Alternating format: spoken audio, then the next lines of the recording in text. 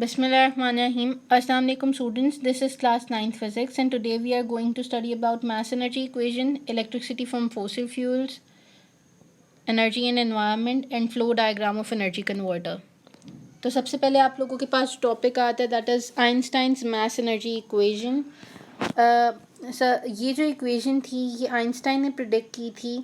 He says that energy and mass are interconvertible या फिर matter and energy are interconvertible.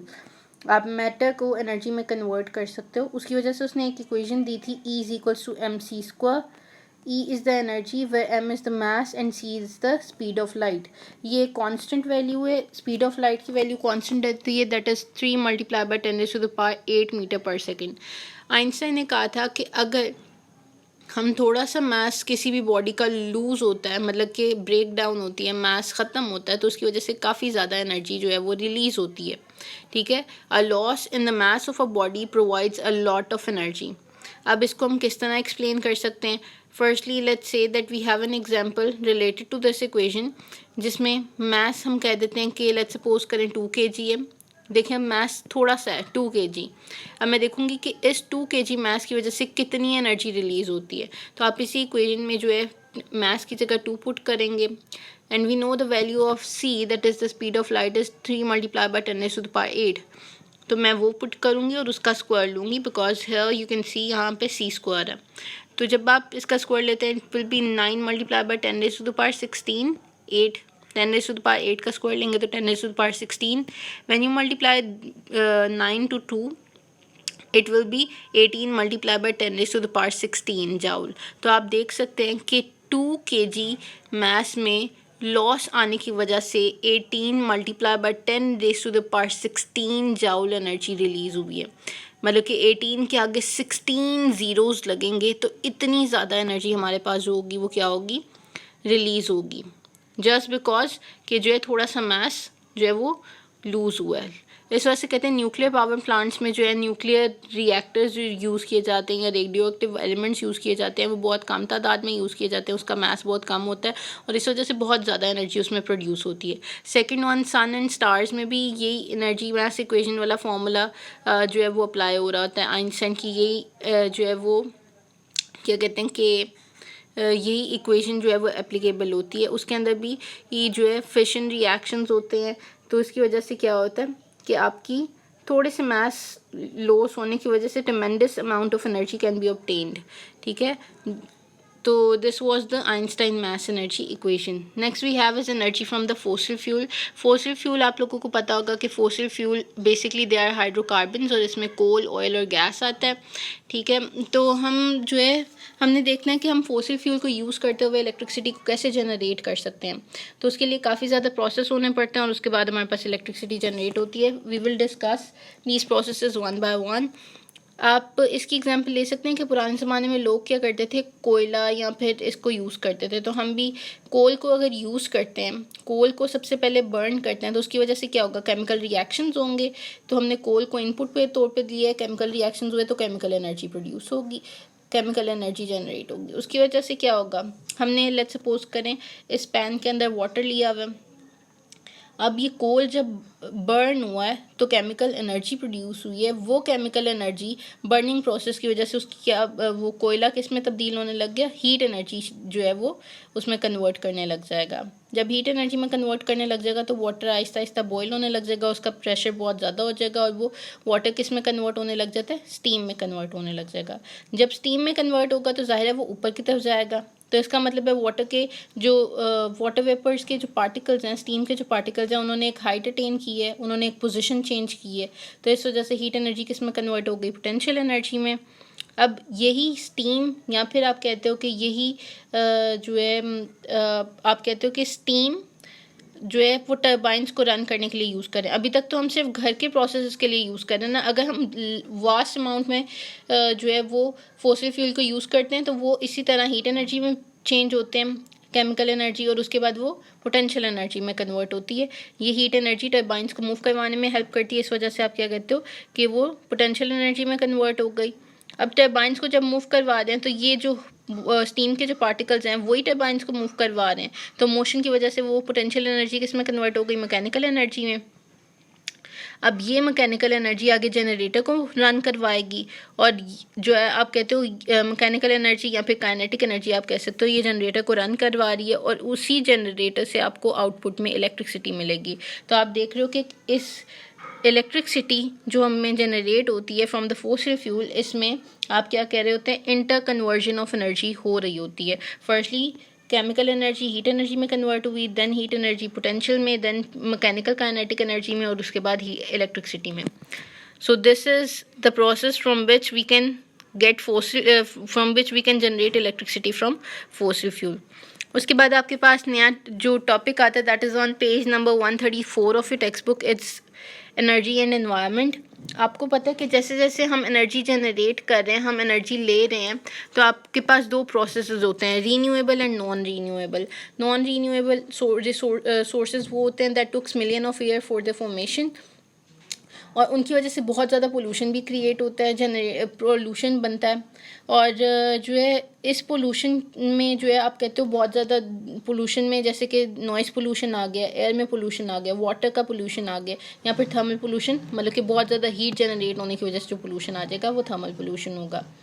तो कहते हैं कि हमारे एनवायरनमेंट पे बहुत ज़्यादा harmful effect पड़ता है। Now let's talk about what is pollution. Pollution is basically the change in the quality of environment that can be harmful or unpleasant for living things. कि आप कहते हो कि अगर आपकी लिविंग ऑर्गेनिजम्स के लिए जो है वो एनवायरनमेंट में कोई हार्मफुल या अनप्लेजेंट इफेक्ट आ रहा है, that will be called as pollution. अब हम इनमें से कुछ टाइप्स ऑफ पोल्यूशन के बारे में बात करेंगे, जैसे कि एयर पोल्यूशन। एयर पोल्यूशन आपको क्या नेचुरल प्रोसेस से भी आ सकता है, वोल्केनो जब इरप्ट होता है तो इसकी वजह से भी बहुत ज़्यादा जो है वो एयर पोल्यूट हो जाती है। उसके बाद फॉरेस्ट फायर्स, मतलब कि जो है आप जंगलों में जब आग लग जाती है, या फिर डस्ट के स्टॉर्म्स आते हैं, आप कहते हो कि जो है, या फिर फ्यूल आपका बर्न होता है, ठीक है, जैसे कि ऑटोमोबाइल्स या फैक्ट्रीज़ या इंडस्ट्रीज़ वगैरह में आप क्या करते हो कि बहुत ज़्यादा ऑयल कोल वगैरह यूज़ हुआ होता है, तो उसकी वजह से भी बहुत ज़्यादा एयर पोल्यूशन जनरेट होता है। या फिर आप क्या कहें कि अगर आप जैसे जैसे पावर प्लांट्स को जो है चला रहे हैं, या फिर आप फॉसिल फ्यूल्स को बर्न कर रहे हैं, उसके में बहुत ज़्यादा अमाउंट ऑफ हीट एनर्जी जो होती है वो रिलीज़ होती है, तो उसकी वजह से क्या होता है, थर्मल पोल्यूशन जो है वो जनरेट होता है, ग्लोबल वार्मिंग भी इसकी वजह से होती है। अब हम क्या कर सकते हैं, और वाटर पोल्यूशन में क्या आएगा, वाटर पोल्यूशन में अगर आप लेट्स सपोज करें कि इंडस्ट्रीज़ वो होती हैं वो बहुत ज़्यादा वेस्ट मटेरियल अगर पानी के अंदर फेंक देती हैं, तो उसकी वजह से मरीन लाइफ बहुत ज़्यादा डिस्टर्ब होती है, तो वो आपकी मरीन लाइफ को डिस्टर्ब भी करता है, और उसकी वजह से आप क्या कहते हैं कि जो पोल्यूशन जनरेट होगा that will be known as water pollution. Next we have कि अगर नॉइज़ पोल्यूशन में आएगा कि अगर आप देखते हैं कि आपकी इंडस्ट्रीज रन कर रही हैं या फिर आपके पावर प्लांट्स रन कर रहे हैं, तो मशीन्स वगैरह चलने की वजह से जब जो हम मशीन चला रहे हैं एनर्जी जनरेट करने के लिए या इलेक्ट्रिकल एनर्जी जनरेट करने के लिए, उसकी वजह से बहुत ज़्यादा मशीन्स जब चलती हैं तो उनमें बहुत ज़्यादा साउंड प्रोड्यूस होता है। वो साउंड जो होता है वो because it is unpleasant to our ears, that's why we said कि इसकी वजह से नॉइज़ पोल्यूशन बहुत ज़्यादा जनरेट होता है। Now what can we do, how to control them. अब हम इससे किस तरह कंट्रोल कर सकते हैं, बहुत ज़्यादा कंट्रीज़ जो हैं उन्होंने पोल्यूशन को कंट्रोल करने के लिए लॉज भी बनाए हैं। उसकी वजह से ये जो है उन्होंने कहा कि पावर प्लांट्स पे या फैक्ट्रीज़ पे उन्होंने कुछ लिमिट दे दी है कि आप इतने टाइम के लिए यूज़ कर सकते हैं। या फिर आप देखते हैं कि आपकी जो यहाँ पे तो नहीं खैर पाकिस्तान में, लेकिन बाहर की कंट्रीज़ में क्या होता है, कार्स या व्हीकल्स वगैरह जो आप यूज़ करते हैं उनकी भी एक टाइम लिमिट होती है कि आप इतने टाइम से इतने टाइम तक जो है आप इस कार को या इस व्हीकल को यूज़ कर सकते हैं, उसके बाद आपको नई लेनी पड़ती है। बिकॉज दिस सेड कि इसके अंदर से जो होता है वो क्या होने लग जाता है, एयर पोल्यूशन इसकी वजह से बहुत ज़्यादा कोज होता है, तो वो भी है। और उसके बाद जो है और दूसरी कंट्रीज़ ने क्या किया कि उन्होंने लेड फ्री पेट्रोल यूजेज के लिए कहा है कि आप अगर लेड फ्री पेट्रोल यूज़ करेंगे तो उसकी वजह से धुआं भी जो होगा वो गंदा नहीं निकलेगा और आप कहेंगे एयर आपकी पोल्यूट नहीं होगी। और उसके बाद जो है इंजीनियर्स जो हैं they are working to make a new kind of car engine, जिसकी वजह से जो है पोल्यूशन जो होता है वो क्या हो सके, कम हो सके। अब उसके बाद अगर हम रीन्यूएबल एनर्जी सोर्सेज करें तो उसमें भी पोल्यूशन कम जनरेट होगा। तो these are the things from which we can control the pollution. अब उसके बाद नेक्स्ट थिंग आप लोगों के पास आती है that is flow diagram of energy converter, कि अगर हम जो है एक एनर्जी को दूसरी एनर्जी में कन्वर्ट, फॉर्म्स ऑफ एनर्जी में कैसे कन्वर्ट कर सकते हैं, और उसके लिए आपके पास एक स्कीमेटिक डायग्राम होती है। बॉक्सेस में आप जो है वो एक फॉर्म से दूसरी फॉर्म में कन्वर्ट करते जाते हो और आप प्रोसेस भी बताते जाते हो। फर्स्टली जो आपके पास आती है इलेक्ट्रिक लैम्प। इलेक्ट्रिक लैम्प में आप क्या प्रोवाइड करने लगे हो, तो इलेक्ट्रिकल एनर्जी। जब आप इलेक्ट्रिकल एनर्जी इलेक्ट्रिक लैम्प को या फिर आप कहते हो बल्ब वगैरह को देते हैं, तो फिर वो क्या होता है, जब वो इलेक्ट्रिकल एनर्जी कंज्यूम करता है तो वो सबसे पहले तो हमें लाइट दे रहा होता है, तो लाइट एनर्जी में कन्वर्ट हो गई, और उसके बाद साथ साथ ही आप देखते हो कि आपका बल्ब वगैरह जो है वो हीट अप भी हो जाता है, तो वो आपको हीट एनर्जी भी दे रहा होता है। So electrical energy is converted into light energy as well as heat energy. Next one is vehicle running with constant speeds. अगर हम कार्स वगैरह की बात करते हैं या दूसरी चीज़ों की बात करते हैं कि आपकी व्हीकल्स हैं वो अगर चल रही हों कॉन्स्टेंट स्पीड पे किसी भी लेवल रोड पे, तो क्या होगा, सबसे पहले आपकी कार का इंजन चलेगा। जब कार का इंजन चलता है तो उसकी वजह से क्या होता है कि फ्यूल बर्न होता है। फ्यूल बर्न होगा तो उसकी वजह से क्या होगा, केमिकल रिएक्शंस होंगे और केमिकल एनर्जी जो है वो आपके पास होगी। अब केमिकल एनर्जी, जब आपका कार का जो है इंजन का पिस्टन चलने लग गया, तो क्योंकि वो मूव कर रहा है, मोशन में है, तो उसकी वजह से केमिकल एनर्जी किस में कन्वर्ट होगी, काइनेटिक एनर्जी में। और साथ साथ ही आप कहोगे जैसे जैसे आपका कार का इंजन चलेगा वैसे वैसे वो साउंड भी प्रोड्यूस करेगा, तो साउंड एनर्जी भी होगी, और उसके साथ साथ वो हीट भी उसमें से निकलेगी, तो हीट एनर्जी भी जनरेट होगी। इन तीनों एनर्जीज़ में से कौन सी एनर्जी है जो हमारे पास वर्क डन लेके आ रही है, जिसकी वजह से हमारी कार चल रही है, मतलब कि, तो आप कहोगे कि काइनेटिक एनर्जी जो है वो क्या कर रही है, आपकी कार को या आपकी व्हीकल को मूव करवा रही है। मतलब कि आपका जो कार में जो इंजन में जो पिस्टन होता है वो क्या कर रहा होता है, आपकी कार को मूव करवाता है। ठीक है, तो ये एनर्जी, हीट एनर्जी और साउंड एनर्जी किस में चले जाती हैं, वेस्ट में चले जाती हैं। हालांकि सिर्फ और सिर्फ काइनेटिक एनर्जी क्या कर रही होती है, वर्क डन जो है वो करवाने में हेल्प कर रही होती है। Third one is the power station. This is the very important कि आपको ये शॉर्ट क्वेश्चन में आ सकता है कि you have to draw the energy flow diagram of power station, तो उसमें आप लोग ये लिख सकते हैं। अब सबसे पहले पावर स्टेशंस क्या होते हैं कि आप के पास, लेट्स सपोज करें पावर प्लांट्स में हम बात करते हैं, power plants, hydro power plant की बात कर देते हैं कि उसमें क्या होता है, डैम्स के अंदर वाटर सबसे पहले एक हाइट पे स्टोर किया गया होता है। जब एक हाइट पे होता है तो पोटेंशियल एनर्जी होगी, जब वो पानी जो है वो नीचे की तरफ आने लग जाता है तो वाटर फ्लोइंग डाउन, उसमें मोशन है। ठीक है, and energy that is possesses due to its motion is known as kinetic energy. तो पोटेंशियल एनर्जी काइनेटिक एनर्जी में कन्वर्ट हो गई।